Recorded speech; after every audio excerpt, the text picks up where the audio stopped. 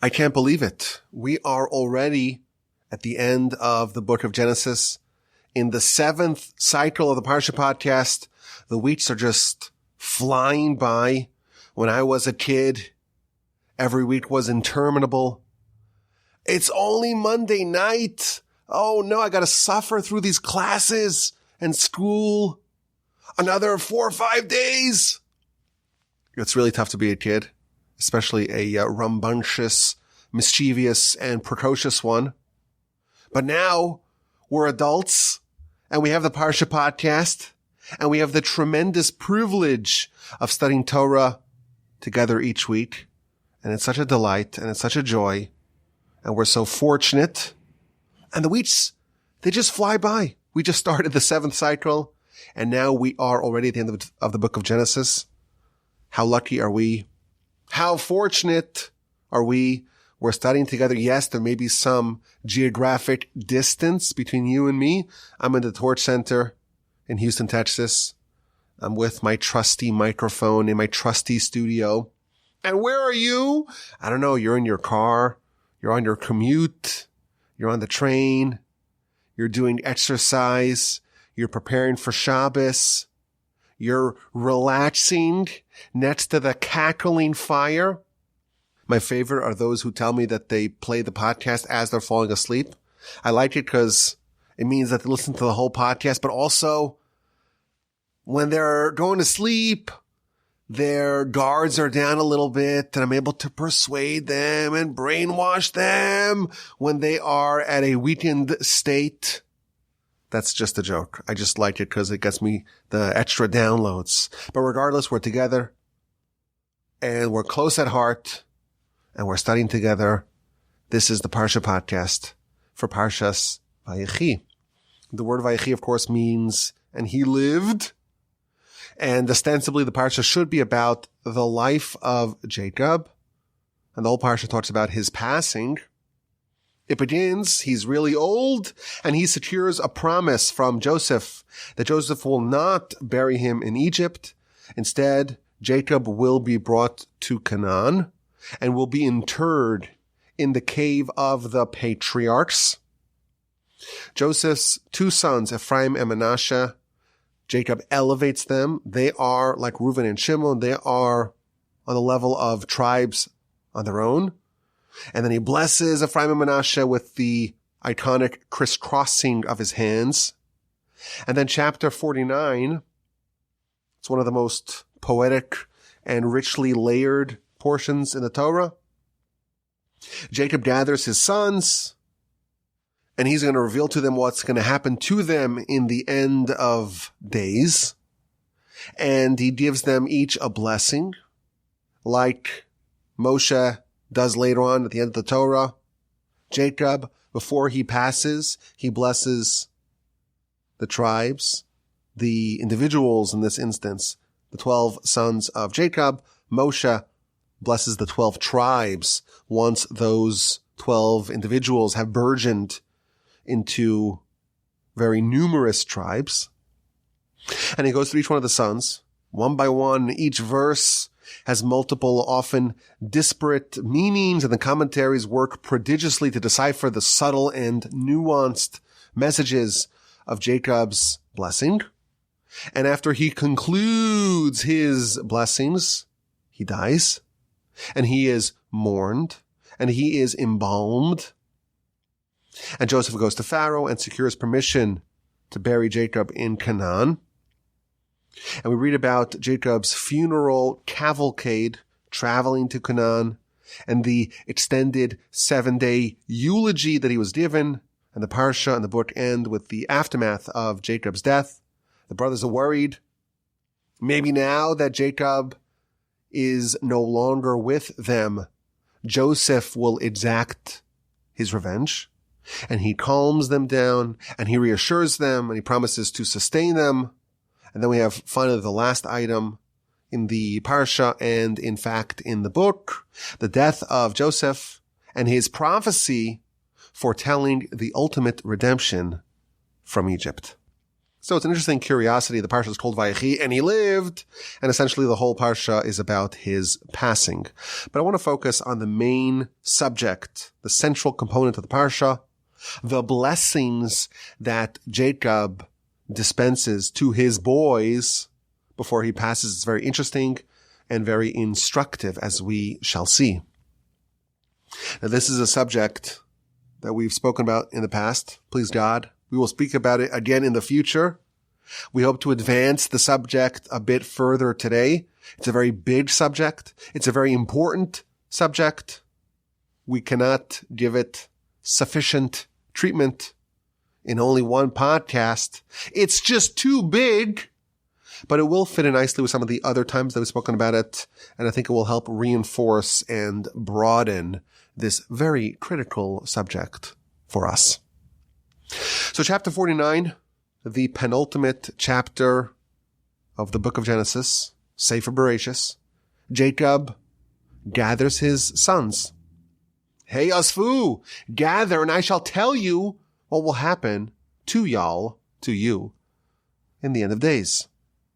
Rashi tells us that Jacob wanted to reveal the end. What's going to be at the end? We don't know what he's referring to because Jacob's prophecy conked out on him. God did not want Jacob to reveal to his sons what he had intended to reveal to them. And instead, Jacob switched his message and started saying other things. He was going to reveal to them what's going to happen at the end of days in the Messianic era. That message, of course, relied on prophecy. And then all his sons assemble. And then he blacks out. He doesn't have that Shechinah resting upon him. He doesn't have the divine presence resting upon him. And he's no longer able to convey what he had planned to say. And in Rashi's words, he began saying other things. Well, what does he say? He blesses his sons in a very elaborate and nuanced fashion, starting with Reuben. And if you read these blessings, certainly the first three sons, it does not sound like a blessing at all.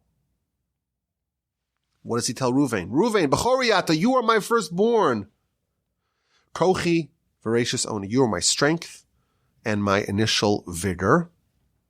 What does Rashi say? This is an unforgettable Rashi. Rashi says, what does it mean that Reuben was Jacob's strength and initial vigor? Reuben was conceived from the first seminal emission of Jacob's life. No seminal emission preceded that. And then he tells Reuben, Yeser se'es v'yeser az. You were destined for great offices. You were supposed to be, after all, you're the firstborn. You were supposed to be the monarch and the priest. But alas, you lost it. Pachas kamaim al tosar. You are rushing like water, and therefore you won't be foremost because you rearranged the beds, you interfered with Jacob's intimate life. You defiled the sacrosanct, and therefore you lost what was destined to be yours. Now, if you were to tell someone, hey, Dad's going to give you a blessing. Oh, what's the blessing? What am I going to get? You're going to get a demotion, a double demotion. You were supposed to be the king. You're supposed to be the priest. Now you're a simpleton. You're a layperson. You're a plebeian. How is this a blessing? This is a question that we always wonder whenever we read these verses. Now, at the end of the whole string of blessings, the Torah recaps them and says, these are the 12 tribes, the 12 sons of Jacob. Vayevarach osam, and Jacob blessed them. They were all blessed. To us, this sounds like the opposite of a blessing. It sounds like a stern rebuke. It sounds like it's punishment. He's reprimanding Reuben. You were speedy, you were impetuous, you were running like water, and therefore I'm going to punish you. You were supposed to be king, you were supposed to be the priest, but now you are none of those. It's a demotion. this hardly constitutes a blessing in our eyes. Yet Scripture attests that Jacob blessed all of his sons. I'll give you a blessing. All those hassles of being the king and having that red carpet rolled out before you and all the accoutrements of power and being the priest and being the intermediator between the Jewish people and God when they want to bring sacrifices, being the clergyman of the nation. Don't worry about that. You don't have to worry about that. It sounds like a curse, not a blessing. That's Reuben. And then comes Shimon and Levi. And they are lumped together. Shimon v'Levi achim. Shimon and Levi, you are brothers. But your tools, your implements are stolen craft. In their council, my soul shall not be. In their congregation, my honor shall not join. For in their wrath, they killed a man, and with their will, they hamstrung an ox. Cursed is their anger. Cursed is their rage.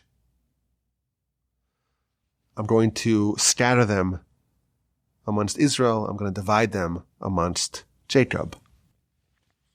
Again, you read this simply, even if you don't look at the commentary, it sounds very harsh. And then Rashi says what Jacob was actually conveying to his children. Shimon and Levi, you are brothers. You are the ones, the two brothers who conspired to sell Joseph. The verse says that one of the brothers said to the other brother, let's find out what's going to be with this dreamer. Let's kill him. And we'll throw his body into one of the pits. Who were those brothers? Jacob knew. The two brothers, Shimon and Levi.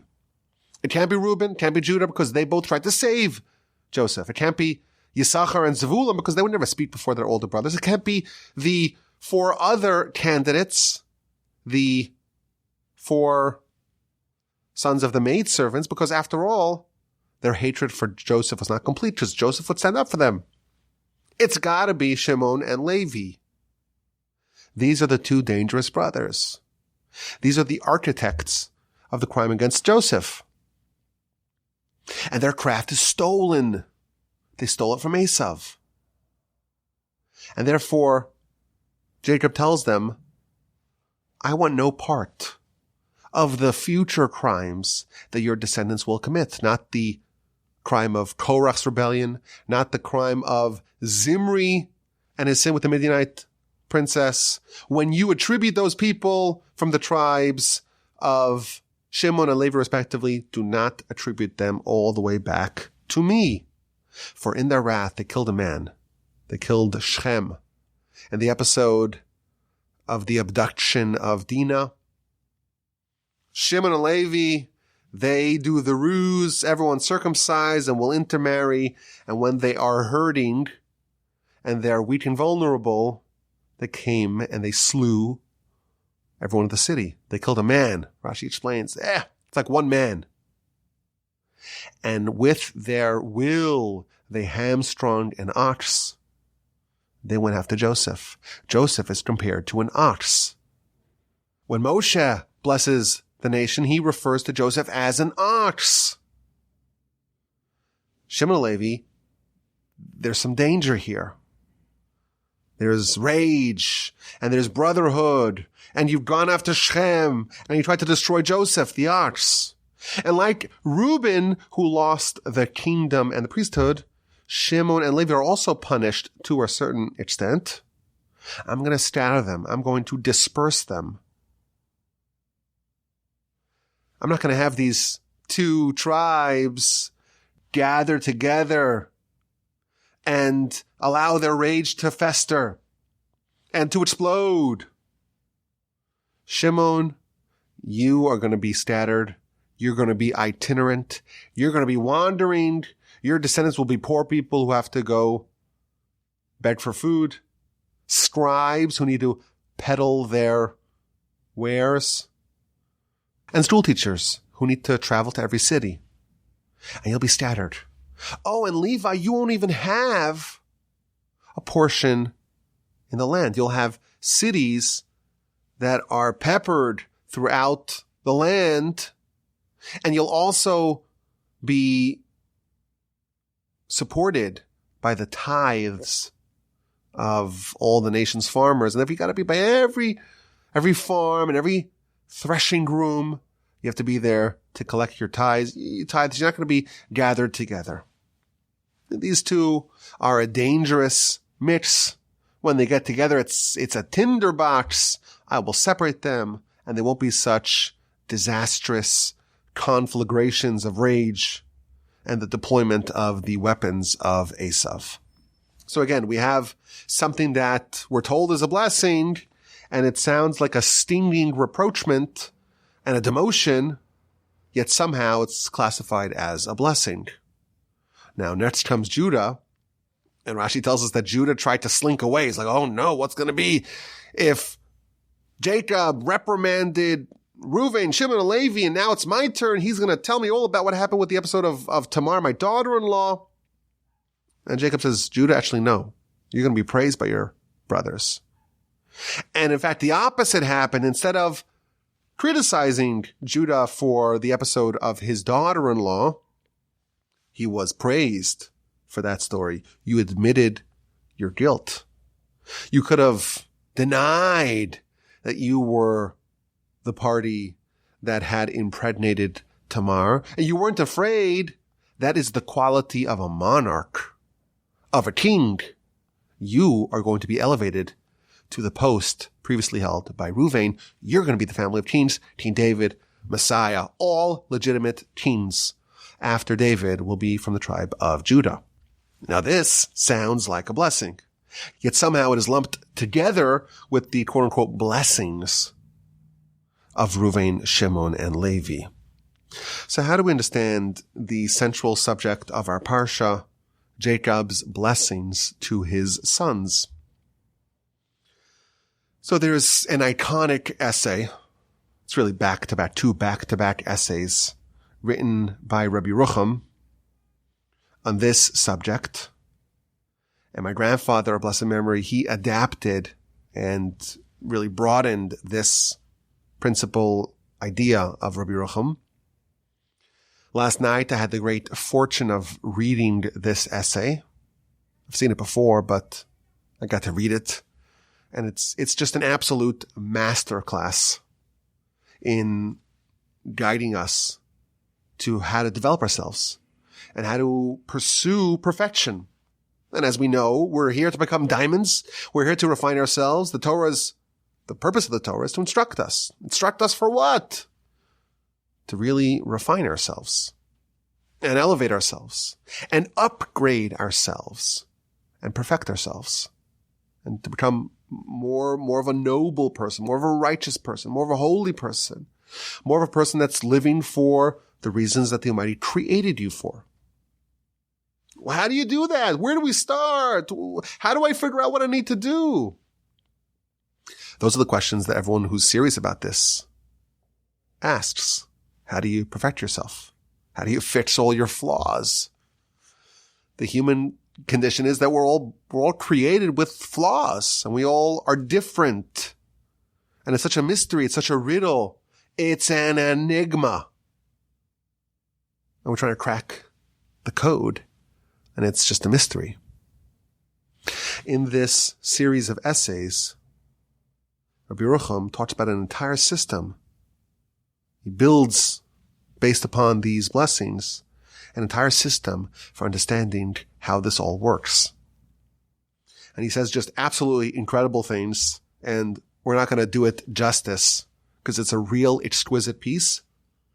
It's section 1 of Das Chachma Musar, which is the name of the book of his essays, essay 103 and 104.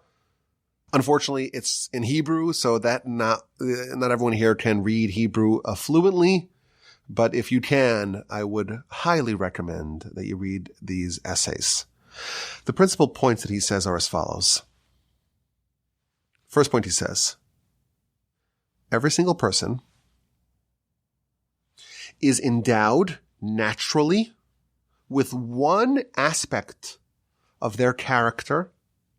So if we look at a human as like a bundle of all sorts of things. We have character, of inclination, we have traits, we have things that we prefer and things that we don't like and things that draw us. Everyone's different in a whole host of ways. There's one part of this bundle that's absolutely perfect.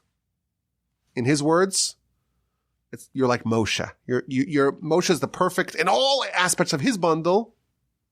Every one of us, we start off our life here, and we have one quality, one element, one aspect of ourselves that's completely perfect.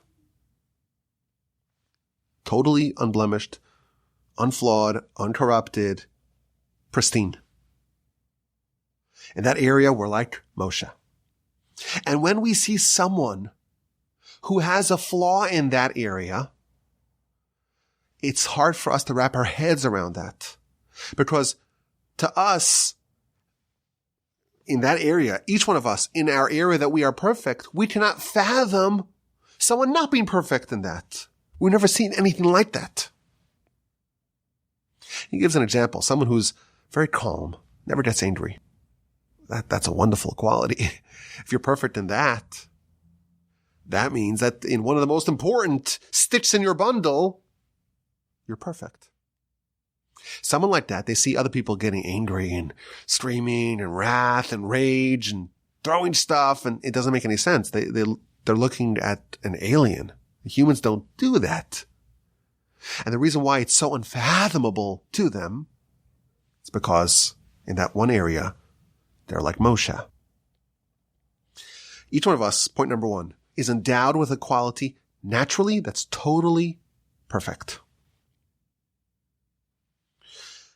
That supreme prime quality, that is your ticket to achieve perfection. The way you achieve perfection in every area of your life, in every stick in your bundle, it's by protecting said prime quality. If you defend the territory, so to speak, if you protect that quality at all costs, eventually that will lead to every other stick in your bundle being refined and elevated and perfected and fixed as well.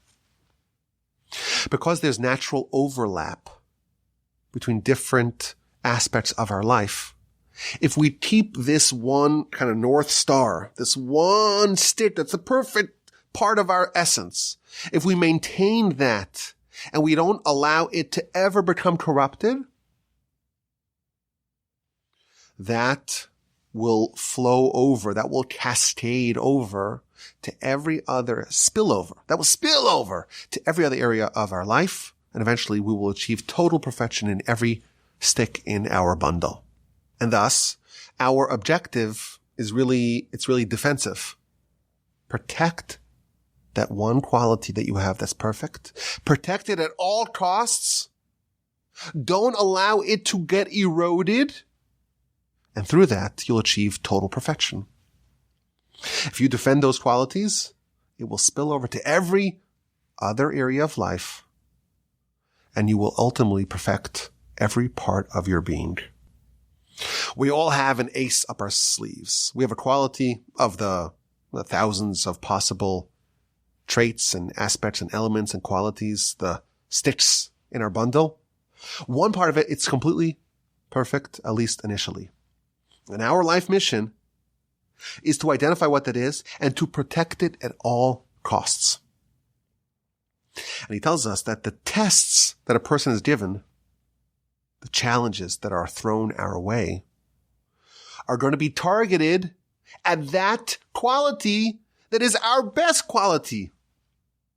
Specifically in the area that you're strongest in, that's where you're tested. And there's a certain interesting paradox over here. People may feel, well, this area I'm constantly struggling in. I'm getting tested in this area again and again. It must be an area of vulnerability.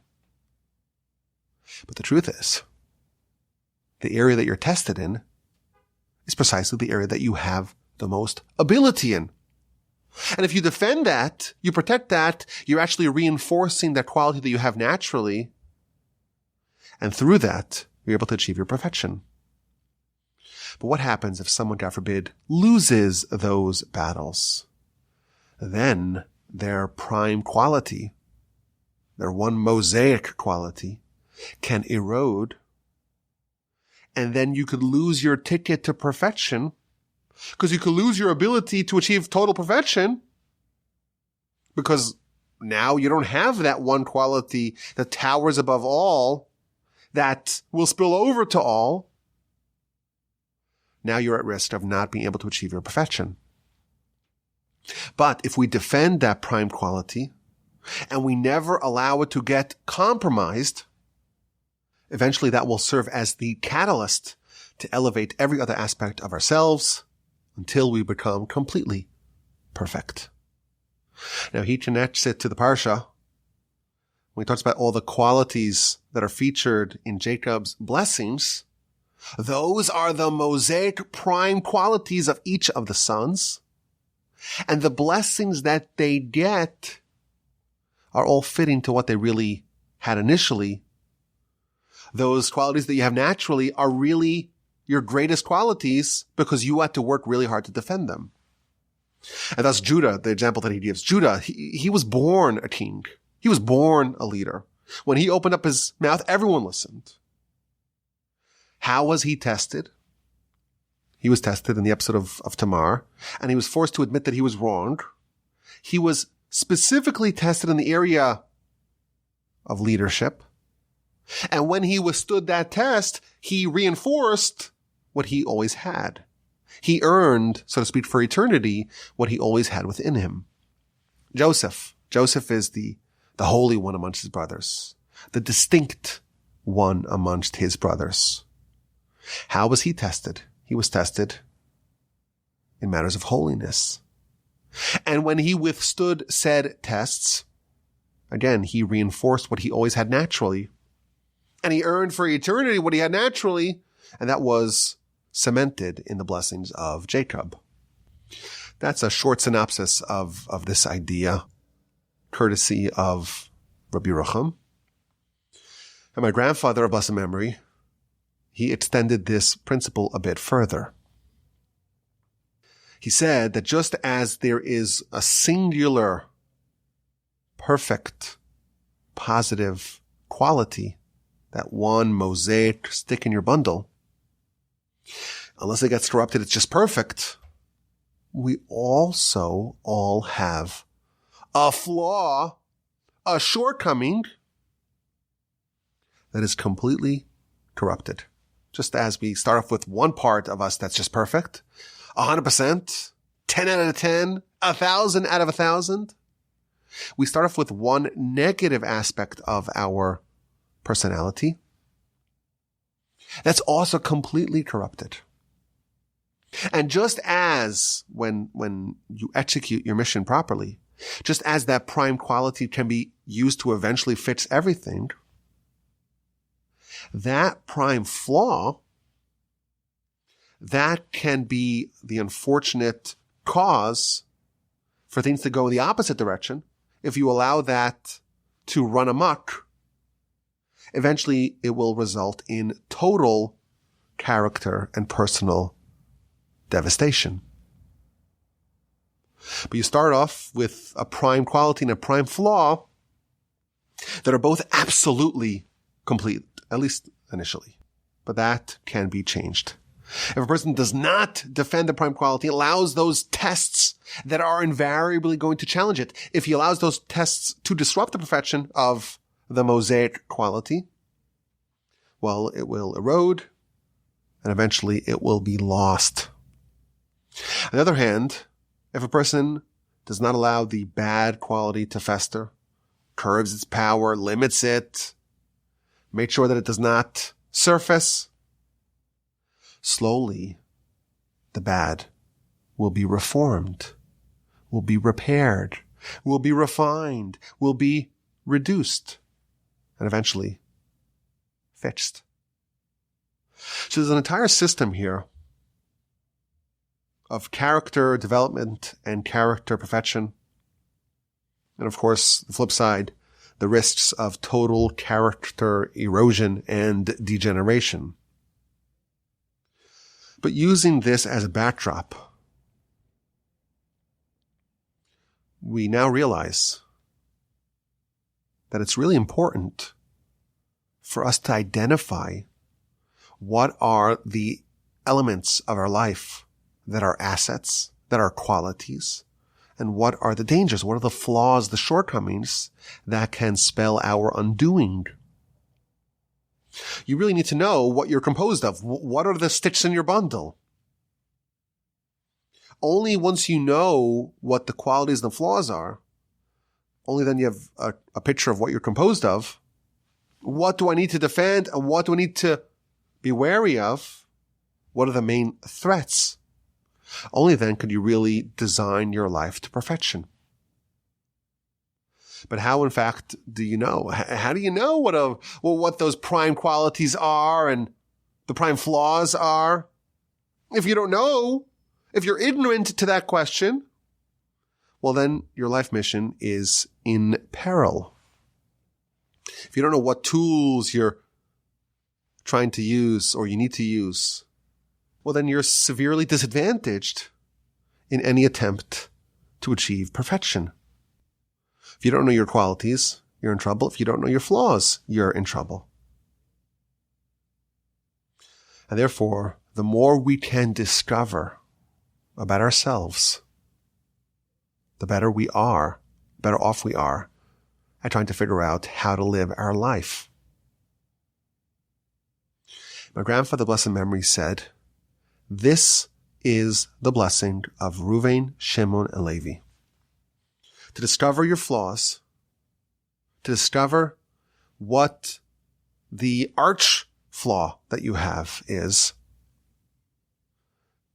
it's one of the best blessings that someone can receive. Someone who knows that, they have critical, indispensable, invaluable knowledge to know what they need to do in their lives. Jacob, in his blessing, was informing them what their primary flaw is. He tells Reuven, I'm going to give you a blessing. Reuven, you are impulsive. You are impetuous. You are someone who behaves like running water. You do things before you think them through, before you actually play out what the consequences of your behavior is. And that leads to bad decisions. And that is what happened when you interfered with my sleeping arrangements, says Jacob. There's a quality that you have, and you've had it since you were little. This is the problem that you were sent here to fix. Now you know. Shimon and Levi, you too have a flaw that your brothers, and you have zeal in protecting the brotherhood, the family, against any would-be encroachment. And you have that mixed with the craft of Esav, mixed with violence. Step 1, blessing 1, is Jacob's revealing to his children that information that we all wish we knew. We all wish we knew exactly, clearly, in a defined fashion. What is it that is holding you back? What is it that you need to overcome? What are those threats, those dangers they need to avoid? Blessing number 1 is Jacob spells it out clearly to Reuven, Shimon, and Levi. But he doesn't stop there. Step 2, blessing number 2, he tells them how to live life. He positions them to be able to avoid constantly butting their heads into this flaw.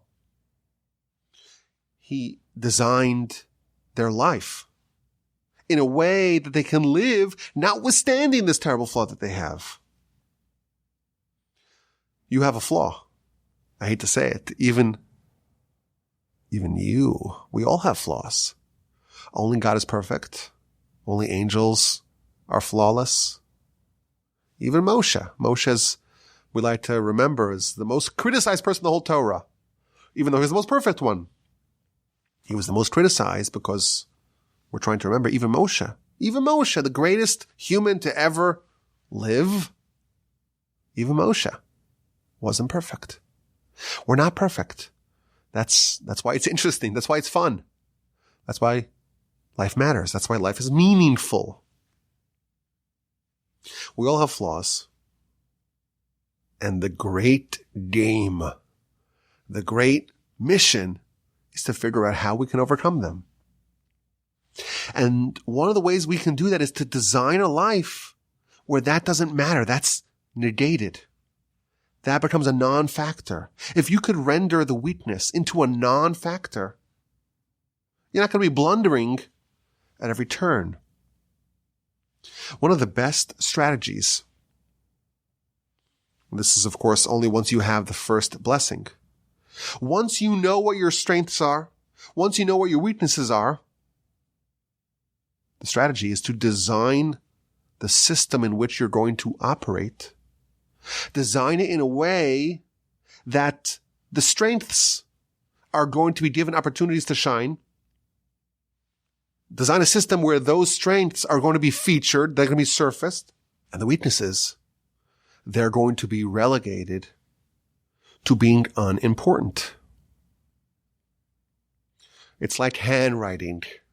If you're like me and you just don't have great handwriting, you're in luck because it doesn't really matter so much in today's world. Everyone's typing. Handwritten notes are almost anachronistic. Like it's good. You want to position yourself in a world where that your flaw doesn't really matter. That's of course a silly example. But in every area, in every conflict, in every system that you're going to operate in, the best way to design the system is to figure out what your strengths are and to make the system one that demands those qualities and one that avoids your weaknesses. You think of a battlefield. You want to choose the kind of battlefield that most neutralizes your weaknesses and most accentuates the value of your strengths. Even in business, you think about, how to deal with the competition, what are our strengths, what are our core competencies, and try to figure out how to make the area that the value is accrued to, the choke point of value should be in the things that you're good at. Chess. We play a lot of chess here. Not as much as we used to, thank God.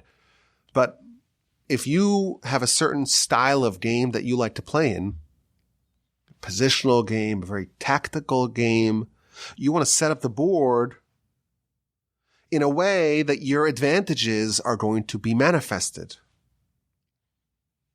That's what Jacob's doing for his children. There's a pattern here. First, he diagnoses their flaws. And then he gives them what looks like to us as punishment. But truthfully, it's a double blessing. Reuben, you're impulsive. You're impetuous. You're speedy like water. You're quick to act. You're insufficiently deliberative. You're not contemplative enough. You're not circumspect. If you were in a highly pressurized environment, such a flaw would be deadly. If you're a king or a priest that's not cool-headed, well, that could spell national and personal disaster. Being impetuous and impulsive as a priest, well, that's another disaster waiting to happen. So there's a double blessing here. A, what are your superpowers and what are your super flaws? And once you know what they are, figure out how you could design a life, design a playing field in such a way that the superpowers are going to be most important and the flaws are not going to play a big role. Reuben thus got a double blessing. Shimon and Levi, the same thing. Their flaw is unrestrained brotherhood. When you feel like your sister is taken, you behave in ways that are like Esav. You kill a man, really a whole town, for violating your sister. And Joseph, he's coming to cause problems in the family? You're going to hamstring this ox for threatening your sense of brotherhood. Again, that's the diagnosis. And what's the solution? I'll scatter you. I'll disperse you. Shimon in your way. Paupers, scribes, school teachers. Levi, in your way. No ancestral lands. Just scattered cities throughout the territory. You'll be a recipient of tithes. And you have to go to all the thresholds to get your sustenance. And when you're scattered and you're not united, then the risk of this tinderbox of brotherhood is mitigated. So Jacob has a whole master plan here. He's revealing the flaws. He's revealing what are the potential threats that you need to avoid. And there's the life design component of it as well. How can you flourish notwithstanding said flaw? Once you know your shortcomings, it's actually a wonderful blessing because now you have your marching orders. And I remember that we talked about this a few months ago, Parshas Bereshis. The first Parsha in the book of Genesis, in an episode titled Cain's Discovery, we spoke about how Cain was given really important and valuable and actionable information. And he didn't realize it. It sounds bad when you discover it.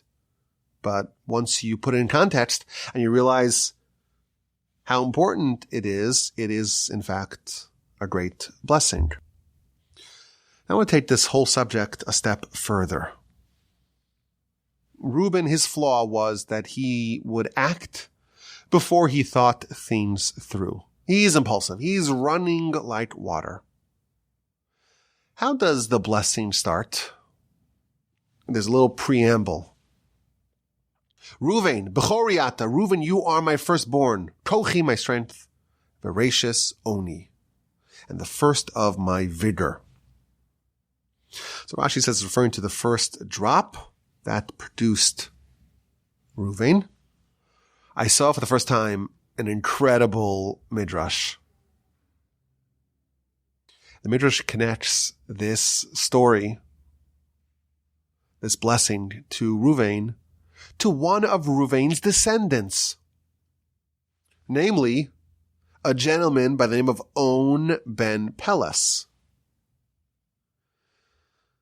You may recall in the book of Numbers, in Parshas Korach, there is a rebellion. Korach is Moshe's first cousin, and he launches a rebellion against Moshe and Aaron.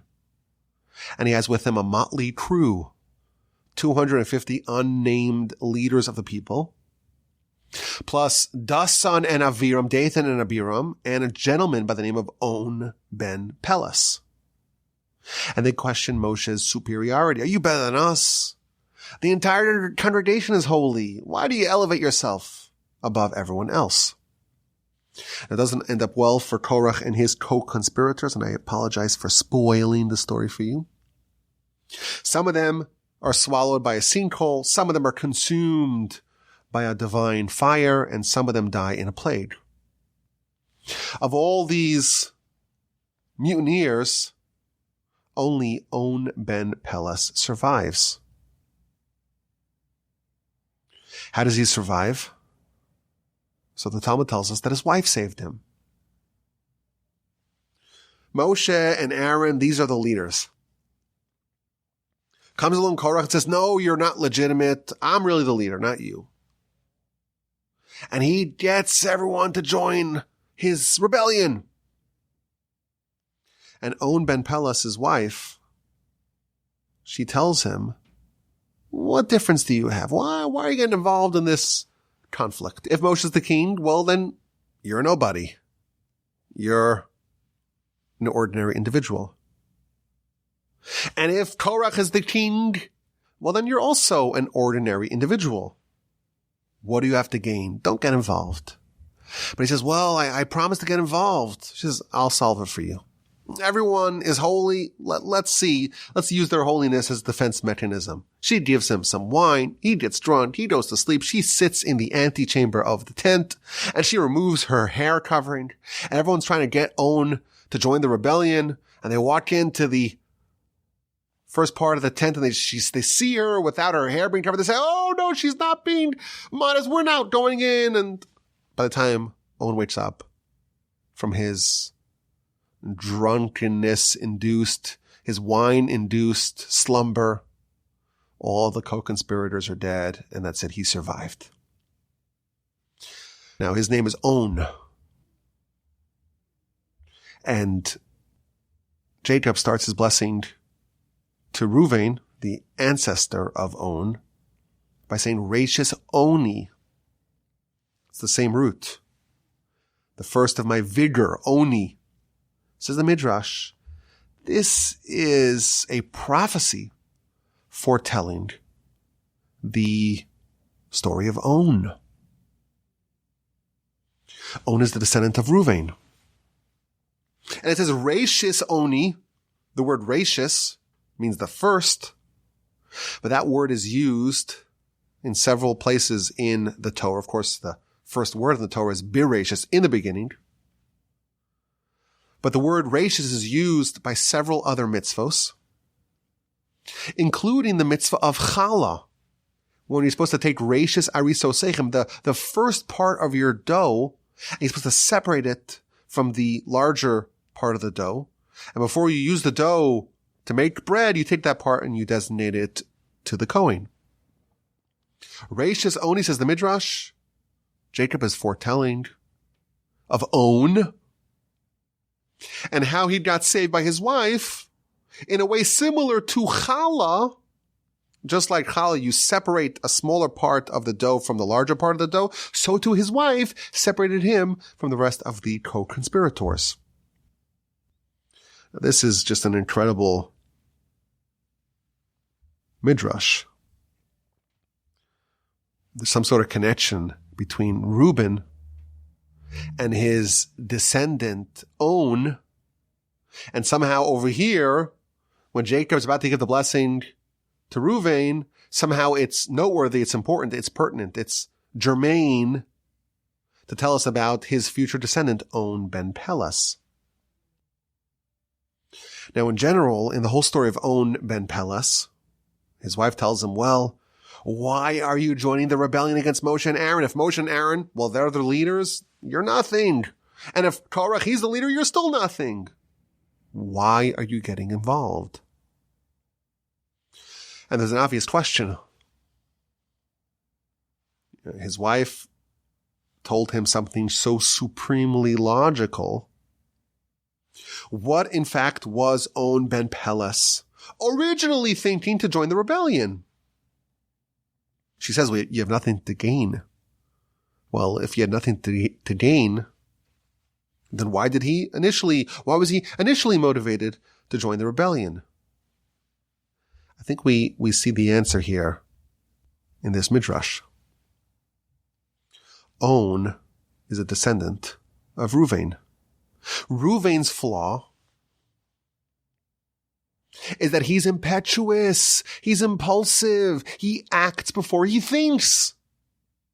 What was On thinking? What was his calculus to join the rebellion? He wasn't thinking. He's a descendant of Reuven. He's impetuous and impulsive like Reuven. He's running like water, not stopping to think for a second before he acts. The water doesn't deliberate. Oh, should we go down the hill or not? I don't know. What do you think? It just goes. And his wife saved him. How? Like challah, Rashis arisosechem. Challah, it's a really interesting mitzvah. You're ready to bake. You have a whole dough. It's been a long process to turn the initial seeds into the stalks of wheat, and you've now had flour and you mixed it and you have dough. And the oven's hot. And you're hungry.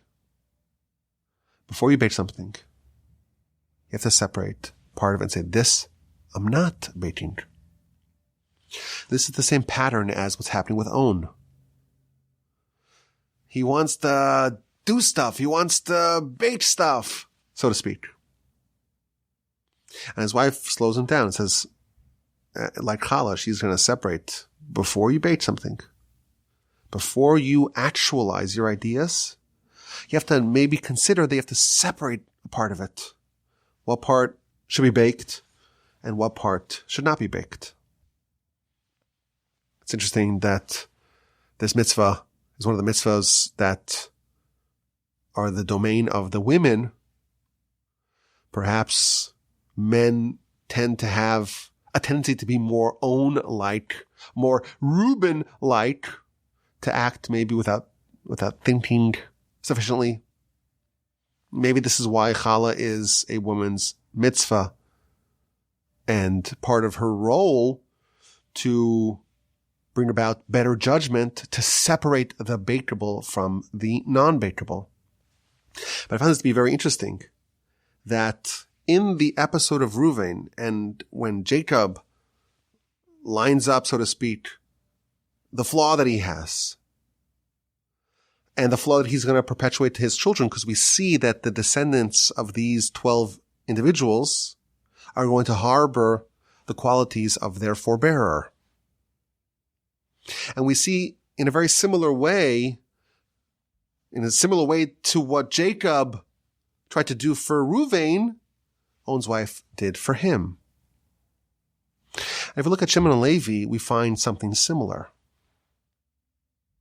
Shimon and Levi, they're brothers, and they maybe are using some of the modus operandi of Esav, and they are uprooting or hamstrung an ox. But if you study their stories, you'll find something really interesting. There's a divergence between the path that Shimon takes versus the path that Levi takes. Levi becomes the most elevated of the tribes. The clergy, the Levites, and the Kohanim from the tribe of Levi. Moshe and Aaron from the tribe of Levi. The most noble and holy of the tribes is Levi. Even in Egypt, the tribe was not enslaved. They never ceased to circumcise, even in the wilderness when it was considered dangerous to circumcise. Levi always did. When the Jewish people did the golden calf, Moshe issues a call to arms. Mila Hashem Elai, who's going to come join me in eradicating this menace? And all the Levites came, and they slew all the perpetrators. So we see a problematic, to a certain extent, son of Jacob. And he somehow catapults and ascends to becoming the greatest of the tribes. By contrast, Shimon ends up being the lowest of the tribes. And the episode of Zimri, as mentioned in Rashi, the leader of the tribe of Shimon, he comes to Moshe with a Midianite princess. Is this woman permitted or is she prohibited? She's prohibited. Well, who permitted for you to take the daughter of Jethro? And then in a very public fashion begins to sin with this woman. And then Pinchas, from the tribe of Levi, he comes in and he smuggles in a peg, and we remember the story. It's quite memorable. And he skewers them. And the whole tribe of Shimon is really in on this. And they were all punished for it. And when Moshe blesses the nation at the end of the Torah, there's one tribe he doesn't mention. And it's the tribe of Shimon. And it's an interesting divergence. These two brothers, when Jacob assesses them at the end of his life, they are the same. They have the same diagnosis. And Jacob gives the same prescription to solve said diagnosis. Yet they end up in such divergent places. And it's not just that they end up in different places. Levi becomes the best, and Shimon becomes the worst. So I want to add another component to this whole subject. And like I promised or warned, it is a very big subject, and we're only talking about one element of it. Previously, we've talked about, 2 points about this. The idea of figuring out your qualities and your flaws. Identifying what those prime qualities are, the prime flaws, the diagnosis. And then the importance of avoiding your flaws. What do you do when you have a flaw? Well, design your life so it doesn't become an issue. That's one way to deal with this problem. There's another way to deal with it. We would call this to lean in. That's when you take that flaw and you find a way to target it, to redirect it, to channel it towards a very positive end. Using your flaw or your erstwhile flaw, finding a positive usage of it. Taking that flaw, that erstwhile flaw, and transforming it into a quality. When Jacob talks about Shimon and Levi, he says, Bertzonam ikru shar. With their will, they hamstrung an ox. Well, what's this ox? Rashi tells us, well, Joseph, he is compared to an ox. And who tried to kill Joseph? These two brothers.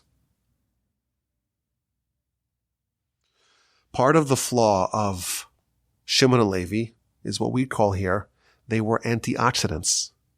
They're opposed to Joseph. There's something about Joseph that really rankles them. They're anti-Joseph. They're anti-ox. I saw a really interesting comment in the Sefer HaRamazim. There's another ox. There's another ox. There's another bovine. Levi found a productive outlet to their quality of being antioxidant. The Jewish people made a golden calf. A calf is a baby ox. Who came to go defend the honor of God and go kill all the perpetrators after Moshe issues the call to arms? Mila Shem Elai, who is going to come join me in this battle to defend God's honor? The entire tribe of Levi coalesced. And what did Moshe do with this little baby ox?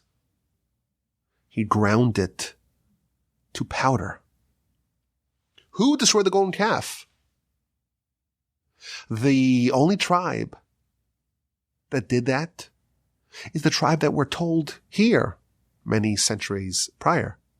They have a quality of ikru shar. They could destroy an ox. And that was really referring to Joseph. But our sages tell us that they found a different way to deploy their antioxidants. And that is how Levi became the greatest of the tribes. Via that same quality that could have spelled their destruction, they were anti-oxen. In one setting, it was disastrous, but they found a productive, a constructive way to deploy it for good. Now, a quick side point. This is pointed out by my friend Rabbi Elchanan Shaf. These two oxen, Joseph and the golden calf, they seem to be totally unrelated. Joseph is compared, like many of the tribes, to animals, and Benjamin is a wolf, and Dan is a snake, and Yisachar is a donkey, and Judah is a lion. Okay, so Joseph is an ox. Oh, and the golden calf is a baby ox. They seem to be totally unrelated. But how did they make the golden calf? Do you remember how they made the golden calf? A couple days before the Exodus, Moshe was looking for the bones of Joseph. You can't leave without the bones of Joseph. And where were they? They're hidden And Moshe takes a little plate and writes on it, Alei Shor, arise, O ox. And he throws it into the Nile. And the bones of Joseph surface. And some enterprising member of the Erev Rav, of the mixed multitude, ran into the Nile and snatched that little plate. And then when Aaron issues the call to everyone give their gold, we're going to make the festival for God tomorrow, he throws all the gold into the fire, and that member of the mixed multitude takes that same plate that Moshe wrote on it, Alei Shor, arise, O ox, and throws it into the fire. And what comes out? A little baby ox, a golden calf. So what this means, I don't know. But there's some connection between ox 1 and ox 2, Joseph, and the golden calf. And Levi starts off his tenure as an antioxidant against Joseph, but then he somehow matures into the best version of this, and he destroys the other ox. He's still an antioxidant, but he destroys it. This time it's not the ox of Joseph, it's the golden calf. Now, if we follow this through line, we see that Korach, he's also from the tribe of Levi, and he's also an antioxidant. What does he tell Moshe and Aaron when he launches his rebellion? It's almost identical to what the brothers tell Joseph. After Joseph has his dreams of grandeur, they say to him, are you going to rule us? Are you going to dominate us? You're no better than us. What does Korach tell Moshe? The entire creation is all holy. And why are you going to rule over us? Why are you going to lord over us? Korach used his antioxidant for a destructive force. And Jacob says, I don't want to be attributed to him. But the rest of the tribe, they found a productive use for this quality.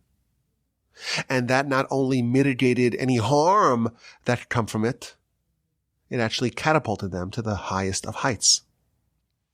Levi channeled their hatred for the ox to the good kind of hatred of an ox, to hatred of the golden calf, and thereby became the most elevated of tribes. Shimon, by contrast, they also remained antioxidants.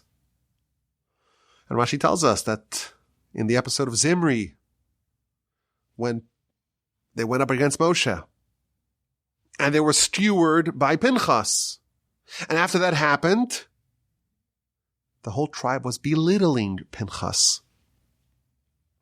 And the Talmud spends a lot of time telling us, this is in the book of Sot on page 43a, that Pinchas was a descendant of Joseph. And the reason why Pinchas led the war against Midian is because of what they did to his ancestor, to Joseph. And the Talmud spends a lot of time telling us that Pinchas comes from Joseph. I think this is hinting to us that the tribe of Shimon, they still had some of the bad form of antioxidants. They capitulated to their bad attribute. Maybe they didn't take the message that Jacob gave them, didn't take it to heart. And thereby they descended and became the lowest of the tribes. Now, as promised, this is a very big subject and a very important one. Because, we're in the Parsha podcast. We're not just here to have fun. Well, we are here to have fun. Oh, of course. But we're here to learn something, to elevate ourselves and hopefully achieve a higher level of enlightenment, of refinement. And we have to realize that we're all different. There can't just be a cookie cutter, one size fits all approach. Of course, the Torah is universal for all Jews. But what about me? What about you? Each individual has their own little path that they must embark upon. And it's critical for us to understand our character. If you don't know what you're made up of, you really don't have a plan to achieve this in a comprehensive fashion. If you don't know what you're composed of, how can you design your life to perfection? And that demands that you know your qualities and you know your flaws. And discovering that is a great blessing. And Jacob gave his sons not just that blessing, he gave them a double blessing, the diagnosis of the flaw and the instructions for how to mitigate the damage that this flaw can unleash. Reuven, you're the impulsive one. You won't be king. And thereby, you'll avoid having to encounter this flaw over and over. Not king, not priest. On ben Pelas and his wife, they undergo the same sequence. He joins the rebellion impulsively, and she skillfully navigates him out of it like the challah. Shimon and Levi, they're brothers. They're anti-oxidants. They want to hamstring an ox. And that can be manifested in different ways, maybe 3 different ways. It could be neutral. If they're separated and they're traveling and they're never united together and they don't congregate, they don't meet so many oxen. And that's not good, not bad. It's a way to avoid it. You avoid live a life where you're never getting too close to danger. And that's what Jacob proposed to Shimon and Levi. Each one of them went in a different direction. Shimon allowed the anti-oxidants to really fester and to dominate them. And they seemingly were fighting Joseph and his descendants. And thereby they spiraled to the lowest nadirs, becoming the lowest of the tribes. Levi found an ingenious way to convert the liability into an asset. And this is the third way to behave when you have a flaw. Either try to avoid it, it's neutral, or capitulate to it, or turn it into an asset. He was an anti-oxidant, all right, but he deployed it in the best possible fashion to destroy the golden calf and thereby become the greatest of the tribes. And yes, there were vestiges of the bad antioxidants in the episode of Korach, but the tribe as a whole utilized this aspect to gain great heights. Now, for us, we have to realize that we don't have Jacob. Nevertheless, to understand our qualities and our flaws, it's absolutely indispensable. It's paramount, because that's the best way to understand what our strengths are and our weaknesses are, and to know where our vulnerabilities lie and where our opportunities lie. It's indispensably instructive to help us design our life. And yes, no one wants to dwell upon their flaws and their shortcomings, and we get really angry if someone tells us about it. But the truth is, that knowledge is golden. Now, what do we do now, absent Jacob or any other prophet to guide us? That's an important question. And there are some answers. But we're going to have to leave that for another time. This is clocking in as one of the longest Parsha podcasts. And we're not even up to the question that's going to raise our IQ. So, as they say, stay thirsty, my friends. We'll get to it, please God. But now let's get to the question. It's so important for us to get a little smarter about the Parsha every week. So we have one idea. This is more than an idea, of course, but we try to let to end off with a question or any other idea like a quip or a quote. This is a fun question with a very nice answer. Joseph in our Parsha makes contradictory statements. After Jacob died, they bury him, and the brothers are worried that maybe now Joseph is going to lay down the hammer upon them. The Midrash tells us that on their way back from Canaan, I didn't know this till this week. Listen to this. On the way back from Canaan, Joseph made a pit stop. Where did he stop? He stopped in the pit. A pit stop. Which pit? The pit that they threw him into. The pit teeming with snakes and scorpions and bereft of water. He wanted to thank God for doing a miracle for him in that location. And the brothers see that and they're, oh no, he hasn't forgotten. It's been a while. It's been 39 years. But he remembers all right. And they thought that he's still seething over the mistreatment that he endured. And now he's going to exact his revenge. And the brothers appeal to him. And they say, we'll be your servants. And Jacob told us to tell you this before he died. Joseph's response seems to be a bit contradictory. Chapter 50, verse 19 and verse 20. Vayomer Elohim Yosef, Yosef says to them, don't be scared.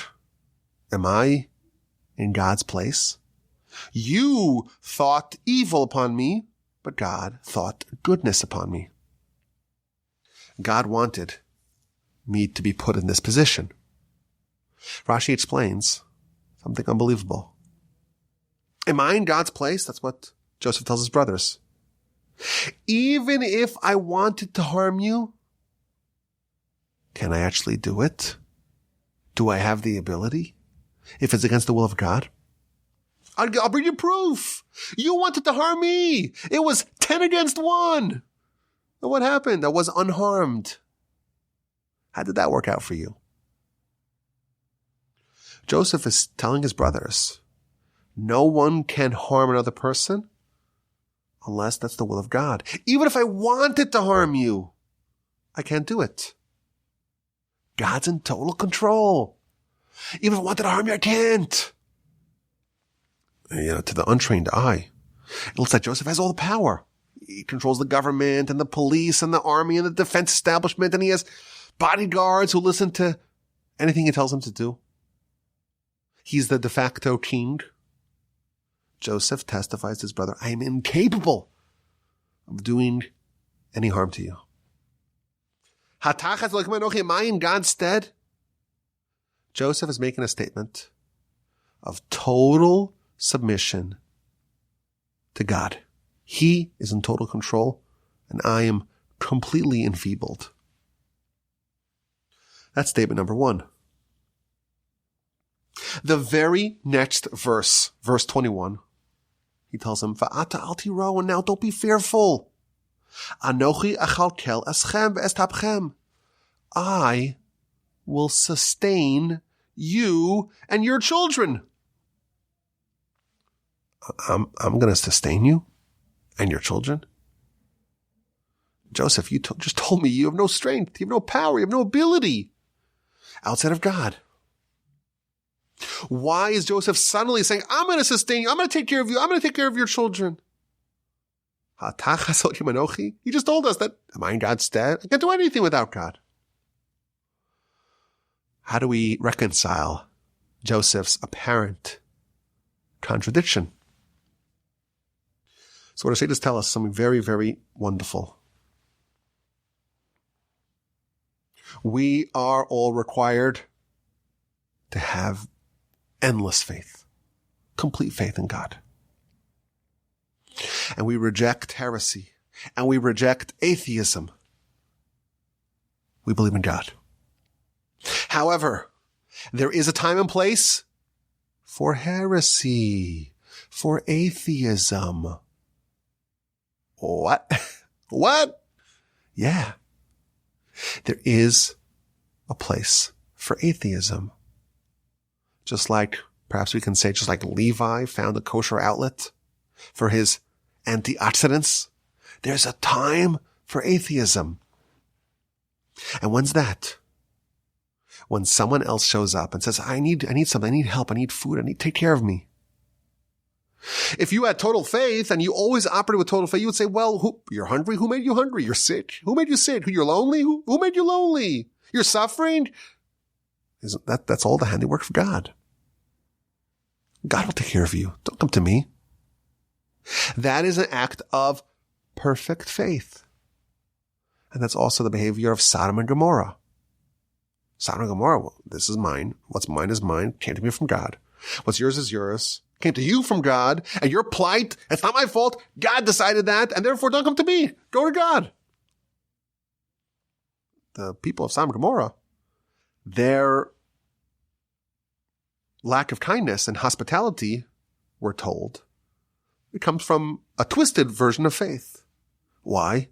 Because it doesn't have a little dose of atheism as well. When it comes to someone else's needs, don't say, well, God will take care of you. No.